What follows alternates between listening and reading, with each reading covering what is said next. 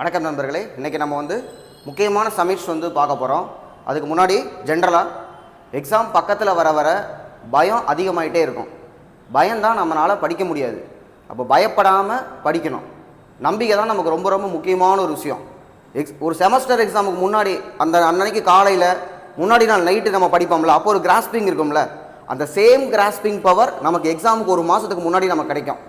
அது மற்ற நாளில் நம்மளால் அப்படி படிக்க முடியாது. ஒரு புக்கை நம்ம படிக்கிறதுக்கு பல மாதங்கள் எடுத்துக்குவோம். ஆனால் எக்ஸாமுக்கு முன்னாடி ஒரு நாளைக்கு ஒரு புக்குங்கிற மாதிரி வேகத்தில் நம்ம கிராஸ் பண்ணுவோம். அப்படி நம்ம பண்ணணும்னா பயப்படக்கூடாது. எப்போ நம்ம பயம் இல்லாமல் இருக்கமோ அப்போவே நமக்கு கிராஸ்பிங் பவர் அதிகமாயிரும். அப்போ பயப்படாமல் படிச்சிங்கன்னா தான் எக்ஸாம் நம்மளால் கிளியர் பண்ண முடியும். அதே மாதிரி எந்த புக்கை நீங்கள் கையில் வச்சுருக்கீங்களோ, எந்த புக்கை நீங்கள் ரெகுலராக படிக்கிறீங்களோ அதை திரும்ப திரும்ப படித்தா தான் நம்மளால் புதுசாக கற்றுக்க முடியும். பயத்தில் எந்த புக்கு நம்ம இப்போ தமிழ் படிக்கிறீங்க எல்லாரும், தமிழ் புக்கு கையில் இருக்குது, இருந்தாலும் இது இல்லாமல் என்ன கேட்பாங்க நம்ம யோசிச்சுட்டு இருக்கோம். எப்போவுமே நம்மகிட்ட இருக்கிறத நல்லா படிச்சிட்டோம்னா அடுத்து என்ன பண்ணணும்னு நமக்கே தெரியும். இப்போ நான் படிக்கும்போது என்னுடைய குருநாதர்கிட்ட அப்படி தான் 6லேருந்து 10 வரைக்கும் படினார். ஒரு தடவை படிச்சுட்டு திரும்பி போய் கேட்டேன், திரும்பவும் அதவே சொன்னார், 6லேருந்து 10 வரைக்கும் படினார். 3வது தடவை கேட்டால் அவர் இதை தான் சொல்லுவார் எனக்கு தெரியும். 3வது தடவை நானாக படித்தேன். அதுக்கப்புறமா தெரிஞ்சது, ஓகே 9th இந்த பாடம் இருக்குது, ஒரு முகல்ஸ் இருக்குது, இதே பாடம் 11th இருக்குது, நம்ம படிச்சிருவோம். அப்போ 11th 12th நானாக படிக்க ஆரம்பிச்சிட்டேன். அதே மாதிரி தான் நமக்கு பேசிக் ப்ரிப்பரேஷனை நம்ம ஸ்ட்ராங் பண்ணோம்னா அடுத்து எங்கே போகிறது நமக்கே தெரியும். இன்றைக்கி நீங்கள் ஒரு வேலை கையில் இருக்குன்னா அதை பற்றி யோசிங்க, அதை எப்படி பண்ணுறது யோசிங்க. நாளைக்கு பற்றி பயப்படவே வேண்டாம். நாளைக்கு உங்கள் கையில் இல்லவே இல்லை, இன்றைக்கி மட்டும்தான் நம்ம கையில் இருக்குது. முழுசாக நம்ம தாட்ஃபுல்லாக இன்றைக்கி பற்றி தான் இருக்கணும். சரியா? ஸோ இப்போ சமிட்ஸ்குள்ளே போகலாம். சமிட்ஸு எந்த வருஷம் 24 எங்கே நடந்தது, 25 எங்கே நடந்தது, இதுதான் கேள்வி அதிகமாக கேட்குறாங்க. அப்புறம் எவ்வளோ மெம்பர்ஸ் இருக்குது அப்படிங்கிறது ஒரு கொஸ்டினாக வந்திருக்கு. ப்ரீவியஸ் இயர் கொஸ்டின் பின்னாடி வச்சுருக்கேன். முதல்ல நம்ம பார்க்க போகிறது G20. இந்த G20 பார்த்தோம்னா 1999 ஆரம்பிக்கப்பட்டது. 20ன்றதுனால 20 கண்ட்ரிகள். இதே மாதிரியே 99க்கு இன்னொன்று பார்த்துருப்போம், GITAC, ஜியோகிராஃபிக்கல் இண்டிகேஷன். ஏற்கனவே நான் ஷார்ட்ஸ் வீடியோவில் போட்டிருக்கேன்.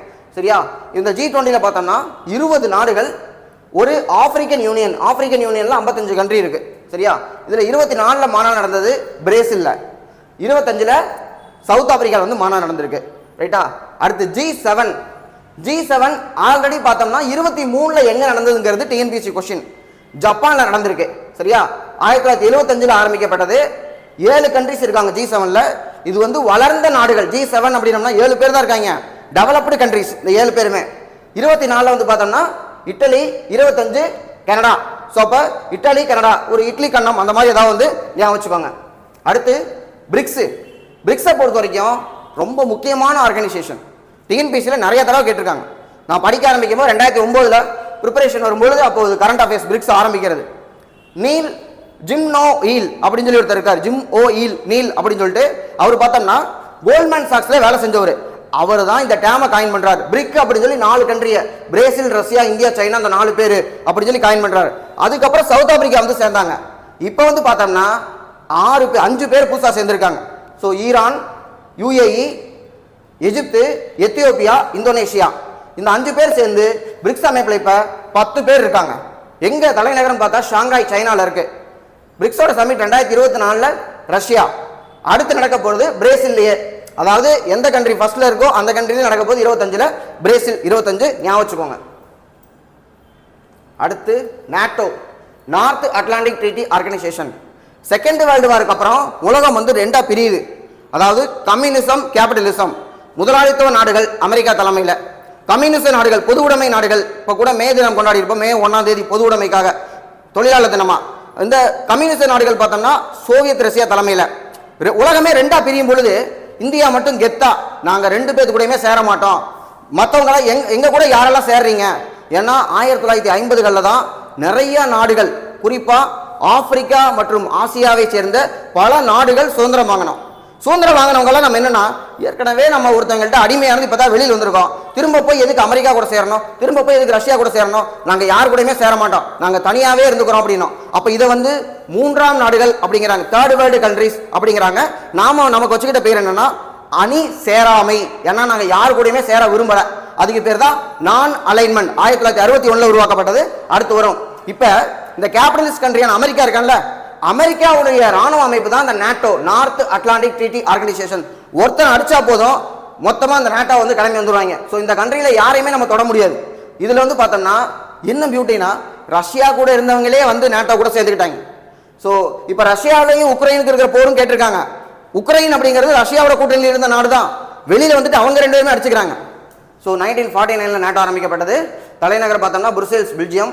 31வது கண்ட்ரியா ஃபின்லாந்து, 32 ஸ்வீடன். இவங்க வந்து ஸ்காண்டினேவியன் கண்ட்ரி அப்படிம்பாங்க.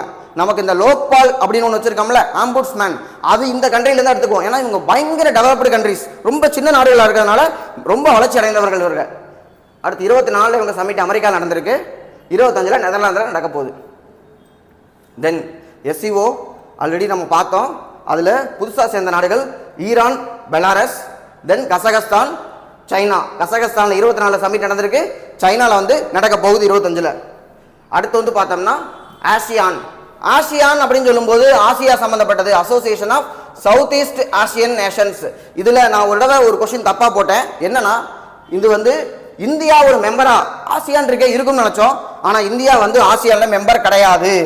இதில் மொத்தம் 10 நாடுகள் இருக்காங்க. இந்த 10 நாடுகளை பொறுத்த வரைக்கும் நான் ஒரு கோட் வேர்டு வச்சு ஞாபகம் வச்சேன். ஒரு பிடி மாஸ்டர் எஸ்ஐ எக்ஸாம் எழுதுறாரு, MBC category.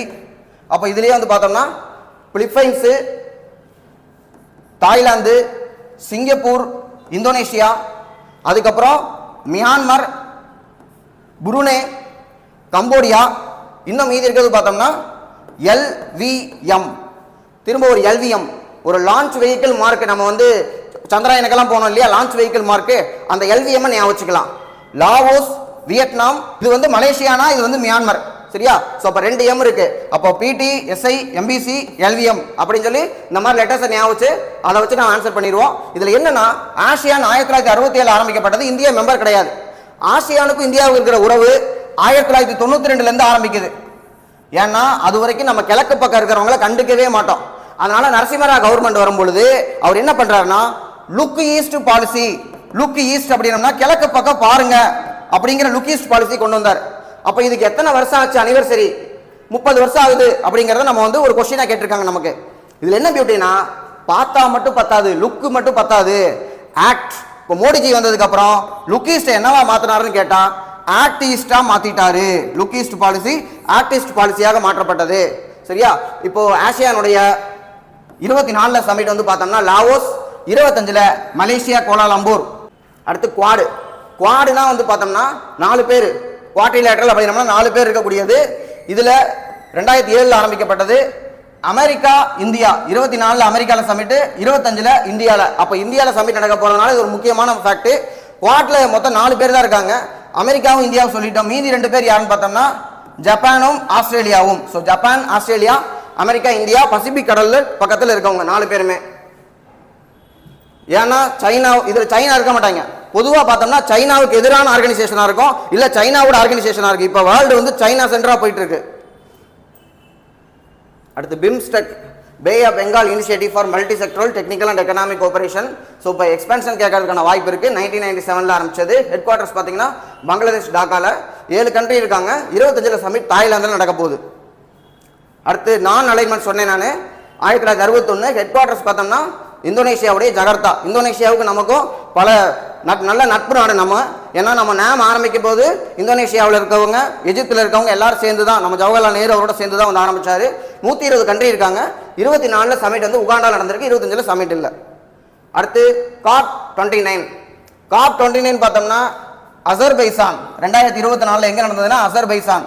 சிஓபினா conference of parties, அதாவது என்விரான்மெண்ட் டே அப்படின்னு ஒரு டேவை நம்ம கொண்டாடுவோம். அது எப்பன்னு பார்த்தோம்னா ஜூன் மாதம் 5ஆம் தேதி. எதனால ஜூன் 5ஆம் தேதி என்விரான்மெண்ட் டேன்னு பார்த்தோம்னா முதல்ல என்விரான்மெண்ட்டுக்காக ஒரு சமிட் நடந்தது 1972 ஸ்டாக்ஹோம்ல அந்த மாநாடு நடைபெற்றது. நம்ம இந்தியா சார்பாக 72 அப்ப இருந்த பிரதமரான இந்திரா காந்தி அம்மா கலந்துக்கிட்டாங்க. ஸோ அந்த மாநாட்டை நினைவு கூறும் வகையில் தான் ஜூன் 5ஆம் தேதி என்விரான்மெண்ட் டேவா செலிப்ரேட் பண்றோம். அதுக்கப்புறம் எவ்ரி 10 இயர்ஸ் ஒரு சமிட் நடக்கும். அதுல 92 சமிட் நடக்கும் போது தான் ரியோ டி ஜெனிரோல சமிட் நடக்குது. அதை வந்து என்ன சொல்லுவாங்கன்னா புவி உச்சி மாநாடு, எர்த் சமிட் அப்படிம்பாங்க. இந்த எர்த் சமிட்ல புவியினுடைய வெப்பநிலையை கண்ட்ரோல் பண்ணணும் அப்படிங்கிறதுக்காக ஆரம்பிக்கப்பட்டதுதான் UNFCCC. இந்த எக்ஸ்பென்ஷன் கேட்கறதுக்கான வாய்ப்பு இருக்கு. United nation framework convention on climate change. So CCC என்னன்னா United nation framework convention on climate change. So climate change சம்பந்தப்பட்டது. இந்த கிளைமேட் சேஞ்ச் சம்பந்தமா இவங்க என்ன பண்ணணும்னு நினைச்சாங்க அப்படின்னா வெப்பநிலையை குறைக்கணும், அப்படின்னா கார்பன் டை ஆக்சைடு எமிஷனை குறைக்கணும். அப்ப கார்பன் டை ஆக்சைடு எமிஷனை குறைக்கிறதுக்காக முதல்ல இவங்க போட்டது கியோட்டோ புரோட்டோகால். கியோட்டோ வந்து போட்டாங்க எப்ப 98ல வந்து கியோட்டோ போட்டிருக்காங்க. ஆனா கியோட்டோ வந்து எஃபெக்டிவா செயல்படுத்தப்படல. கியோட்டோக்கு அப்புறம் ஏன்னா இதை நீங்க பண்ணலாம் பண்ணாமல் இருக்கணும்னா ஒருத்தரும் பண்ண மாட்டாங்க, கட்டாயமா பண்ணணும் அப்படிங்கிறதுல தான் 2015ல நம்ம ஒரு சமிட் நடக்குது பாரிஸ். இப்ப கரண்ட்ல வந்து பாரிஸை பத்தி தான் நம்ம பேசுவோம். ஸோ பாரிஸ் சமிட்ல தான் என்ன சொல்றாங்கன்னா 2 டிகிரி செல்சியஸ்க்குள்ள வெப்பநிலையை நம்ம குறைக்கணும், எஃபெக்டிவா 1.5 டிகிரி செல்சியஸ்க்குள்ள. அப்ப இதை பத்தி நம்ம அப்பப்போ வந்து கான்ஃபரன்ஸ் ஆஃப் பார்ட்டியில் டிஸ்கஸ் பண்ணுவாங்க. அதுல COP29 வந்து பார்த்தோம்னா 2024 அசர்பைசான், 25ல பிரேசில் நடக்க போகுது. இந்தியாவை பொறுத்த வரைக்கும் நம்ம என்ன ஸ்டாண்ட் எடுத்திருக்கோம்னா, எதனால வெப்பநிலை அதிகமாச்சு? கார்பன் டை ஆக்சைடு எமிட் ஆனதுனால. கார்பன் டை ஆக்சைடை யார் எமிட் பண்ணா? அமெரிக்கா, ஜப்பான் பிளஸ் வந்து நமக்கு இங்கிலாந்து, வளர்ந்த நாடுகள். நீங்கள்லாம் வந்து எல்லாத்தையும் எரிச்சு புகையை விட்டு ஃபுல்லா கார்பன் டை ஆக்சைடா வச்சிருப்பீங்க. நாங்க இப்பதான் ஒரு ஃபேக்டரி ஆரம்பிச்சு இப்பதான் எங்க ஃபேக்டரியில இருந்து CO2 வந்துச்சுன்னா உடனே ஸ்டாப் பண்ணு, உலகத்தோட வெப்பநிலை அதிகமாகுது, உலகம் அழிஞ்சு போயிருந்தது எங்களை ஸ்டாப் பண்ணுவீங்க.